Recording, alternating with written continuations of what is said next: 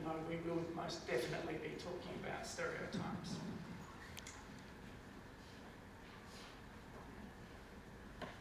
Okay, both Australia and Indonesia, of course, are large and diverse countries. Indonesia, I would say, is even more diverse than Australia, perhaps not exactly in terms of size, although it is very big. So the spread of islands there, you can see, because you can see the top of Australia there, is roughly the same size as Western Europe and covers 17,500 islands, a population of 255 million people, more than 300 ethnic groups. People roll this sort of stuff off all the time. And I'm sure a lot of people here tonight are aware of those sort of statistics. Now, tonight, I want to, when we're talking about a relationship, of course, we're talking about, like I say, a very complex and a diverse phenomenon. So we're actually talking about the accumulation of a myriad of different relationships. I'm going to be speaking mainly from an Australian point of view, and I know there's a number of Indonesian students here tonight from the Indonesian Students Association, so I just ask that you perhaps be a bit aware of that. I'm trying to do so in a way that is sensitive to looking at things from the other end as well, and I think that's a productive space for us to be trying to inhabit during our discussion as well.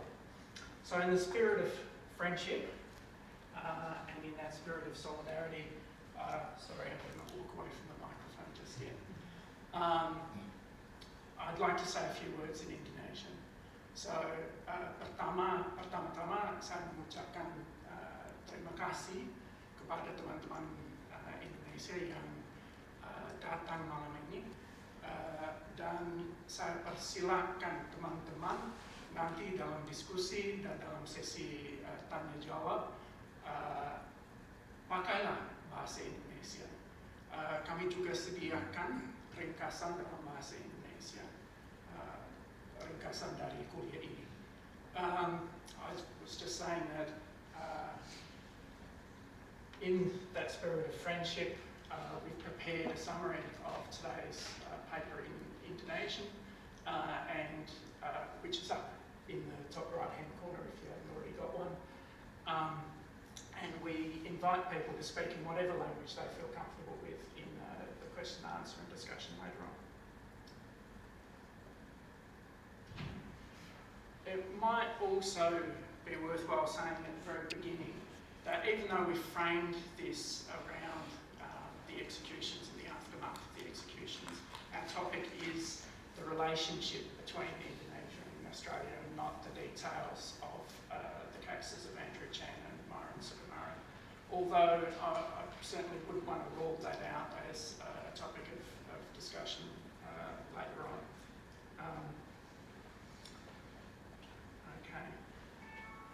Okay, well,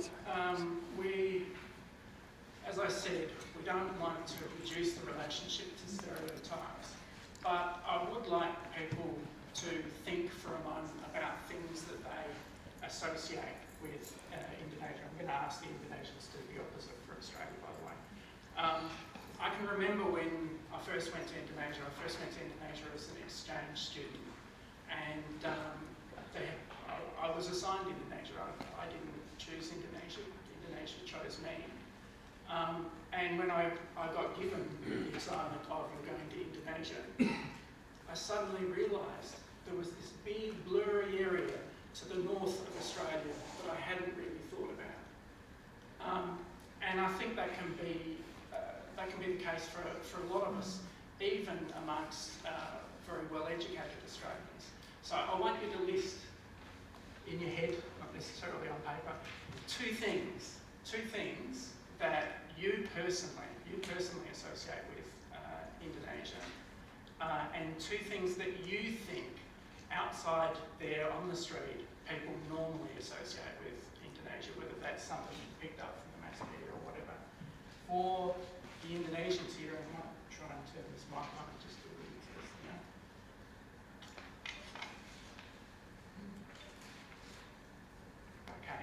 Is that okay? We've got sound? No. At the back. Okay, there. If I raise my voice, it's nice to know. Okay, so teman-teman dari Indonesia, pilihlah atau pikirkan dua hal yang Anda sendiri, Anda pribadi kaitkan dengan Australia, dan dua hal yang menurut Anda orang biasa di Indonesia akan mengkaitkan dengan Indonesia. Okay. Australia, maaf. Okay. So, there's a nice, very... Indonesian Army in Timor. Oh, Indonesian Army in Timor. Okay. I might start with the Indonesians first, since we are trying to think from both ends. So, dari teman-teman dari Indonesia, kalau Anda pikir tentang Indonesia, apa yang muncul dalam pikiran tentang Australia? Anything? Yeah. First, two things. Yeah. Because I come from the other end of Indonesia. The first thing that comes to my mind when I think about Australia is one of the first countries who assist this person with having a response. Where Okay. so that one biggest thing that had big So memory. you're from Aceh or not Sumatra? I'm from Aceh.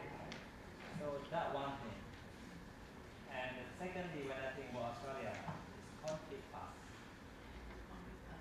Convicts. Oh yes. That two things. That yeah. So what do you think ordinary Indonesians think about when they think about Australia? If you just ask somebody on the street, tell me something about Australia, what do you reckon they're going to say? Well, I mean, where I come from is Australia is apart from day-to-day life is what Australian did.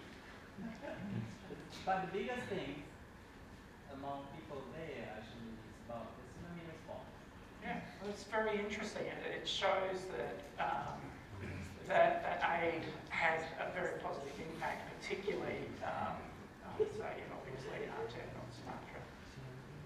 I was thinking somebody might come up with that, or somebody might come up with this as well. This is from some famous cartoonists in Indonesia, Benny and Mice. The writing up the corner there says, for some foreigners, and in the case of Kuta, because this is Kuta, of course, Bali is like their own backyard. And of course, the thing is that, well, I don't know too many Australians who act the same way in Kuta that they do in their backyard. But you can see a particular stereotype, which is people running around very loudly, drinking a lot without much on. So that's an element from the other end of the relationship. I'm sorry. Oh yes, I didn't ask you Australians to come up with something. It's a nice picture of each. So, Australians, Timor we had. What else have we got? No road rules. No road books. That comes from personal experience. Anything else? Borobudur. Borobudur, fantastic. Fantastic. Got a great audience, I think. What do you think ordinary people think, though? Like if you beach? Bali. Okay. Bali. Okay, interesting. When I was trying to guess what you would say, I thought somebody might think of terrorists. There you go. Or maybe they might think of poverty, or weird things, the weird, odd things that turn up in the media, like the chain-smoking baby from, was that about a year ago? Or you might even think about this, which, for all its problems, was actually a positive pop culture image of Indonesia. So the romance between Rongga and Ketut. Okay. I'm going to argue, though, that if we walk out on the street and we talk to people about images they might have of Indonesia, two key things that may come up repeatedly might be Bali, and I think beyond that, the aid that we give, or this idea that Indonesia is a country we give things to, so it's a poor country. And so that's reflected in the two key responses that we had to the executions. The first was boycott Bali, and the second was cut aid. And you know, it's worth asking the question: are either of these things worth doing? If we do feel that Indonesia has acted inappropriately as far as their relationship to Australia is, or the government's relationship to Australia is. First thing to be said, I think, is that the short answer to the question of whether or not it's a good idea to cut aid, I think, is clearly no. I don't know if it's worth thinking about for the discussion, if there's anybody here who thinks it is worthwhile. But when we're thinking about aid, of course, it's never neutral. It's never a matter of it just being about giving money to somebody, but of course there's always something in it for the donor country as well. And in the case of Australia, we have in this very room one set of examples of the benefits of that aid, in that, you know, a number of the Indonesians who are here on scholarships which are part of Australia's aid budget. And the benefits to Australia of that are obvious. You know, for a start, if we just think about where the money goes, it is boomerang aid in the sense that Indonesians get the scholarships here and they spend it here on the whole. Which is not to say that it's not a good thing to do, it's just a recognition of the spin-offs of that aid. And of course the benefits go well beyond that, because if there are more Indonesians coming to Australia, spending a significant amount of time here, it means that there are more Indonesians who are knowledgeable about Australia, network with Australia, and identify with Australia in a variety of different ways. And by cutting aid, we are cutting ourselves off from those benefits. Okay. The other thing to be said about this idea of cutting aid, which is very important from the other end of the relationship, is that it has particular historical resonance. And that resonance is to do with the way that Indonesians feel aid has been used in the past. And if you start talking about aid and problems with aid in Indonesia, Indonesians immediately think of the famous pronouncement of the nationalist leader and first president of Indonesia, President Sukumaran, who told the US, go to hell with your aid, because he felt that the US was using aid to try and manipulate Indonesia politically for what he viewed as US imperial ends. Okay. The second stereotype, which none of you came up with, I guess, thankfully, but which I think is prevalent, which is this idea of poverty, which is why the idea of aid is so prominent. We're giving these poor people all this money. I think is also very problematic. Earlier we saw some pictures of poor people, which exist in Indonesia, of course, of the very small number of extremists, Islamic extremists in Indonesia, which exist but are a tiny, tiny proportion of what is Indonesia. But we could easily have had any number of other images. We could have had images of Indonesia on the world stage as an organiser of big events. We could have had Indonesia as industrial power.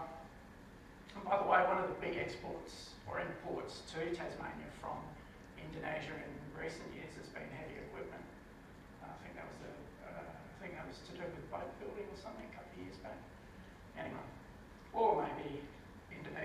universe, or maybe any number of young Indonesians twittering or Facebooking their life away in what is the most socially networked country on earth. Okay, back to this issue of Indonesia as a poor country. Now, these are estimates. There we go. These are estimates by PricewaterhouseCoopers of the real economy of a number of key economies in the world and Australia. And you can see here that even right now, Indonesia's economy is substantially bigger than Australia's in real terms. But if we project forward just 15 years, that gap has become much bigger. If we project forward 35 years, that gap is even bigger still. And it's projected by 2050, which you would expect in a country of population like Indonesia's, that Indonesia will be the 4th largest economy in the world. Having said that, of course, way behind the super big economies of US, India and China. So Indonesia is actually a rich country.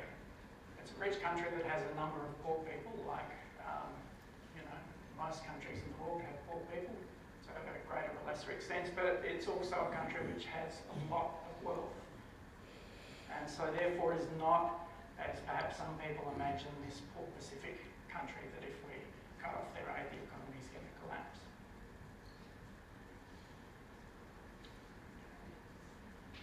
The second response, boycott Bali, reflects that second stereotype, which is Indonesia is Bali, and if we, sorry about that, giving things away. Okay. Yeah, if we go back to this earlier map, there's Bali for you, one of 34 provinces, a small province, relatively. And boycotting Bali really only hurts a small regional economy. It doesn't have any great significance nationally. So why are we stuck in these responses, which I think are actually rooted in the stereotypes that I talked about earlier? One issue that I'd like to point to is our historical legacy as an outpost of the British Empire and a European settler colony. So we kind of have an imagined neighbourhood, which I'm calling the Eurovision version of our neighbourhood. Not too bad for Tasmania, I might note if it was possible, I'd take this any day of the week. Warm water, good surf, close to Morocco. Unfortunately, not likely to happen anytime soon. I apologise for the animation, but couldn't help myself. This is the reality, of course. Australia well and truly in the Asia Pacific. So there's a disconnect between our imagined neighbourhood and our actual neighbourhood. But to be good neighbours, we need to actually know each other quite well. And, a fantasy that puts you a long way away doesn't do that. Of course, that's one of the benefits of things like Australia's aid program. It brings Indonesians here, it sends Australians to Indonesia, and it gets both ends of the relationship thinking about each other's problems. Okay. Now, this need to move our thinking away from an imagined home in the mid-North Atlantic and try and set up house where we actually are, goes a long way back. It goes back to the very beginnings of our relationship with Indonesia. And if you'll indulge me for a moment, I want to talk a little bit about that beginning, because I think it's an important example of what's possible. During World War II, people may not know, but there were between 5,000 and 10,000 Indonesians in Australia during World War II. And in a population of 8 million, that's actually quite a lot. Those people made relationships here. They joined churches, unions, other organisations. They took part in the war effort and so on. But they were doing all this in a situation of Australia being very much still part of the British Empire. So we didn't have Commonwealth Games in those days, we had Empire Games. And officially at least, colonialism was supported. Colonialism throughout the world was supported by the Australian government. It was reflected in all sorts of things. It was reflected in a racist white Australian policy, and it was reflected in the fact that both the Liberal and Labor Party and both of the key allies of Indonesia supported the return of Dutch colonialism to Indonesia. The reason why those 5,000 to 10,000 people were in Australia is because Indonesia was occupied by the Japanese, and so the Dutch colonial government moved to Australia. Just want to show you a very short snippet of a famous film that was made to support a campaign in Australia to support Indonesia's independence, which was declared right at the end of World War II. Again, think of the context. This is still in a context of British colonialism being the thing and government policy being well and truly supporting colonialism. Let's start at the beginning. Here in Australia, we know the Indonesians well. For years they've lived in our country as friends and fellow townsmen.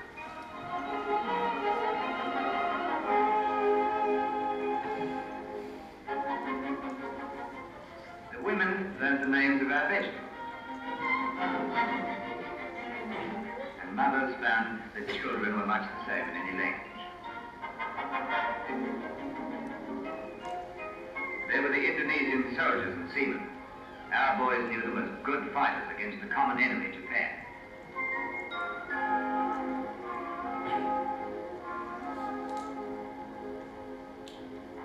At our victory loan rallies in Martin Place, we applauded their musicians, lending their support in thousands of pounds, as well as music.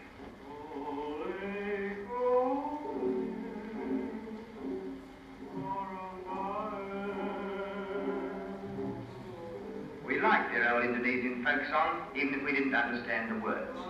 But they did. Yet here in Australia, it wasn't just the river and rice fields, the villages of their homeland they thought about, but something they didn't have before the war. Something they fought for with the Allies. Independence.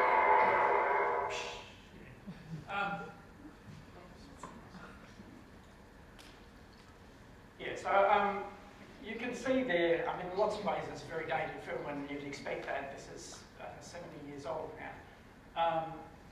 But you can see some things that actually ring quite modern as well, like this endeavour to build a human link to Indonesia. So Indonesians are just like us, they're different but they're kind of like us, and we should identify with them.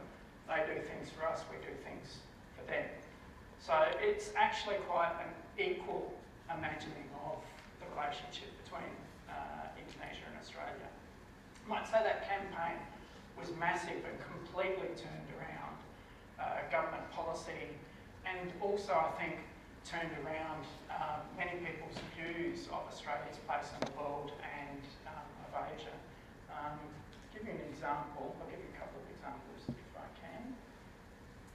Just a very, very brief snippet. This is a demonstration. At a record meeting in Spain, this returned soldier reported that Indonesians had already proved they could govern their own country. In the name of my republic, I thank you, said Jan Willano. But for your help in holding up those ships, our republic might have been destroyed. The black ban on ships for Indonesia is complete. Okay, so the black ban holding back ships that were carrying armaments and carrying soldiers back to Indonesia to re-establish colonialism. Now, just to give you an example of how I think that transformed people's views of Indonesia, of Australia's relationship to Indonesia and Australia's place in the world. This is just taken from a newspaper in Perth in 1951, so this is directly after the struggle for independence has been effectively won by the Indonesians. And this is from a children's page. It's written by, quote-unquote, Aunt Mary. And she's talking about Indonesia, which itself was a new term. So if you look for Indonesia in Australian papers, you don't find much before the early 40s, and then it takes off in the late 40s and 50s. What she talks about is the fact that there is this place next door, and it's as if, she says, we were looking at it through binoculars the wrong way round.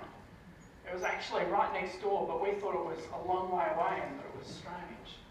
And it's quite an apt way, I think, of still thinking about how we seem to see the relationship. We seem to see this country that's right next door as something that's far away. It's, for me, it was blurry before I went to Indonesia. And perhaps we still need, as Aunt Mary says, to develop a new large view of Indonesia.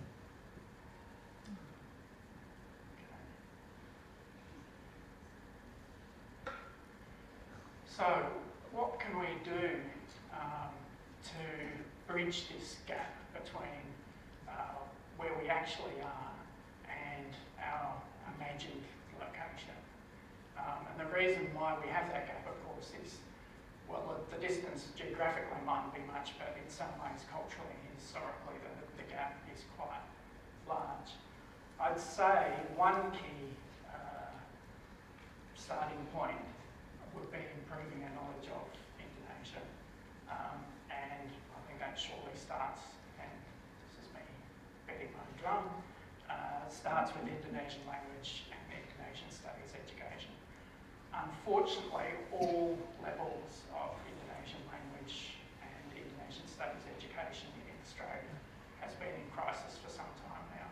And people are beginning to talk about it being near extinction, endangered species, if you like. Unfortunately, now that is starting to come together with a weakening of a government-to-government relationship. Until quite recently, the President of Indonesia was Susilo Bambang Yudhoyono, SBY. You can see why they call him SBY. And he ruled Indonesia for 10 years. He's the first Indonesian president to manage to do one full term after democratisation in 1998, and then he won re-election, so 2 lots of 5 years, 10 years. He was very pro-Australian. He had family members who studied, kids who studied in Australia. He thought very fondly of Australia. But then towards the end of his time, the Snowden revelations made it clear that Australia had been tapping not just his phone, but the phones of a number of his family members, including his wife. And this was a particularly sensitive matter in Indonesia. It was seen as treating a friend as an enemy. As it happens, this was happening at the same time that similar revelations were made about American spying on the German Chancellor, Angela Merkel. And to make things worse, there was a real contrast between the way President Obama handled the situation and the way our Prime Minister handled the situation. President Obama apologised to the Chancellor, even though the US is obviously the senior partner in the relationship with Germany, and made a commitment that it wouldn't happen again. Tony Abbott was not prepared to make any apology whatsoever, not prepared to make any commitment whatsoever, not even a commitment, for instance, not to tap the phone of SBY's wife. And this despite the fact it actually happened under a Labor government.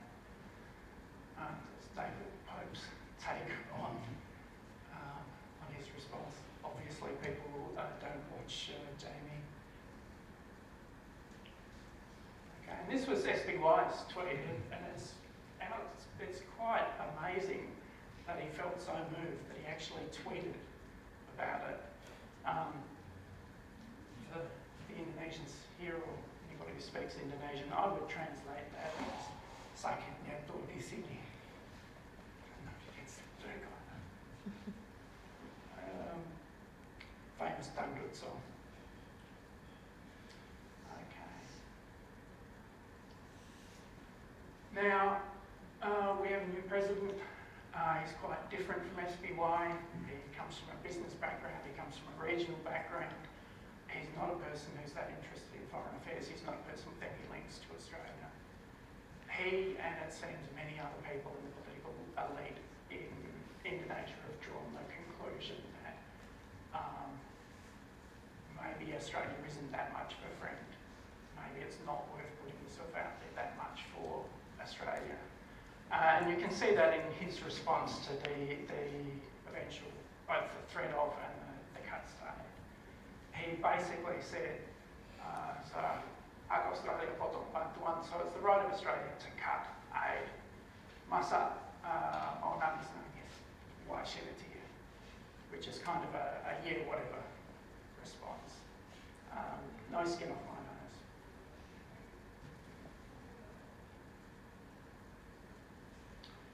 So, I guess that's a grim state of affairs I've painted.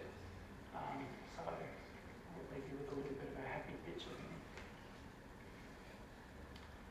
I'm assuming everybody here is interested in the relationship between Indonesia and Australia and wants that relationship to be a healthy and productive one. And I think it's clear from what I'm arguing, I don't think that's the case at the moment. In fact, I think we're at something of a low end, perhaps the lowest ebb that we've been at in 50 years. So in that sort of situation, what can we do? I'm open to suggestions from the floor, but I might just pop a couple of ideas up. We need to be talking, I think, more to our friends and family about Indonesia. If we think the relationship's important, we should be talking more. Maybe learn a bit more about Indonesia. Try learning Indonesian language, travel a bit more to Indonesia and encourage other people to do the same. If the opportunity arises, your local Indonesian language program is under threat or there's the possibility of setting one up. I know there's one school as a result of the Ogo program that's trying to set one up. Please support that. But also just getting involved. I know that both the Indonesian community here and the Indonesian Student Society welcome people coming along and taking part in activities. So let's not let our relationship end up like this. Okay, thank you. Oh, I have to do one plug that I've promised before I finish up. And of course, one activity that you can get involved in is Ogo. So there's a number of different things that you can get involved in. This is part of the Dark Mofo Festival, and next Friday, the 12th, is Cassie here, by the way? No, Cassie's not. Okay. Sorry. No, yeah, tomorrow's as well. So tomorrow night at 6 p.m. In what is Dark Park, that's just behind the art school. Dark Mofo will be launched, and a key element of that will be a number of statues of Ogo that have been made by Balinese artists who are visiting. They're very approachable, so it's an opportunity to talk directly to a number of Indonesians. I'm sure a lot of Indonesians will be there. There's a lot of other activities as well. The Ogo can be part of the fun and parade as well.